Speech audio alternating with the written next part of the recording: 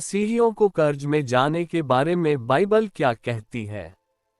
पौलुस हमें रोमियो 1:8 में चेतावनी देता है कि प्रेम को छोड़कर किसी भी बात में किसी के कर्जदार अर्थात ऋणी न हो, जो कि इस बात को शक्तिशाली रूप से स्मरण दिलाता है कि परमेश्वर सभी तरह के कर्ज में अरुचि रखता है, जो कि समयबद्ध तरीके से अदा नहीं किए जाते हैं। भजन संहिता 37 के 21 को भी देखें। ठीक उसी समय बाइबल स्पष्ट रूप से सभी तरह के कर्ज या ऋण के विरुद्ध में कोई आदेश नहीं देती है। बाइबल हमें कर्ज के विरुद्ध चेतावनी देती है और उत्साहित करती है कि हम कर्ज में न जाने के गुण को प्राप्त करें, परंतु ये कर्ज को न लेने से मना भी नहीं करती है। बाइबल के पास कर्ज देने वालों अर्थात देनदारों के लिए कठोर निंदा के शब्द हैं, जो उन लोगों का दुरुपयोग करते हैं जिन्होंने उनसे कर्ज लिया है, परंतु ये कर्जदार की निंदा नहीं करती है। कुछ लोग कर्ज के ऊपर ब्याज लेने के बारे में प्रश्न करते हैं, परंतु बाइबल में असंख्य बार हम देखते हैं कि उधार दिए हुए पैसे के ऊपर एक उचित दर पर ब्याज प्राप्त करने की अपेक्षा की गई है। नीतिवचन 28 का 8, मत्ती 25 का 27।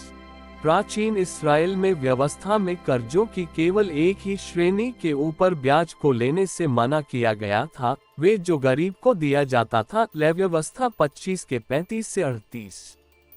इस व्यवस्था के कई सामाजिक, आर्थिक और आत्मिक उपयोग थे, परंतु उनमें से दो का विशेष रूप से उल्लेख करना यह अच्छा रहेगा।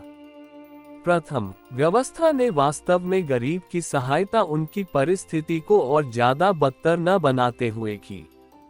गरीबी में गिरना अपने आप में ही बुरा था और किसी से सहायता पाना और भी ज्यादा अपमानजनक हो सकता था। परंतु यदि कर्ज को अदा करना जोड़ दिया जाए, तो एक गरीब व्यक्ति को कुचल देने वाले ब्याज के भुगतान की भी अदायगी करनी पड़ती है। ऐसा दायित्व जो कि सहायता देने की अपेक्षा और भी ज्यादा हानिकारक होगा।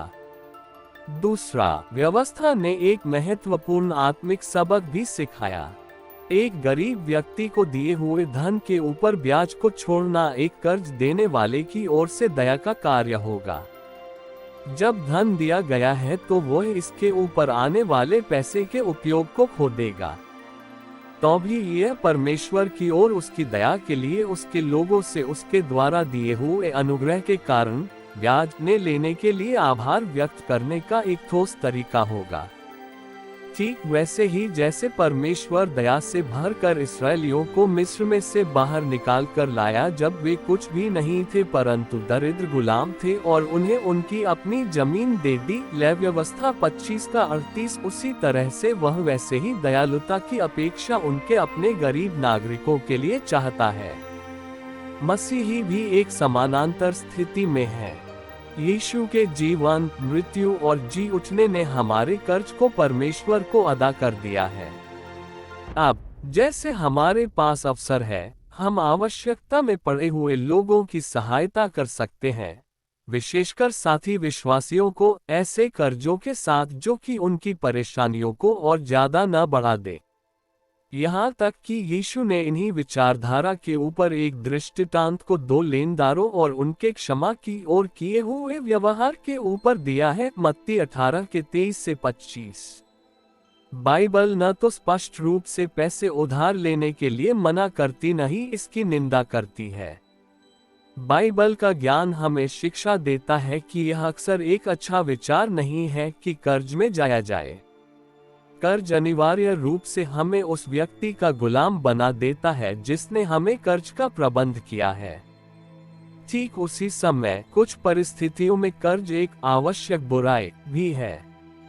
जब तक पैसे को बुद्धिमानी से उपयोग किया जाए और कर्ज की अदायगी देने के योग्य हो, एक मसीही विश्वासी को आर्थिक कर्ज के बोझ को ले सकता है यदि यह अत्यंत आवश्यक है। परमेश्वर इस वचन के पढ़े और सुने जाने के द्वारा आप सभी को आशीष दे।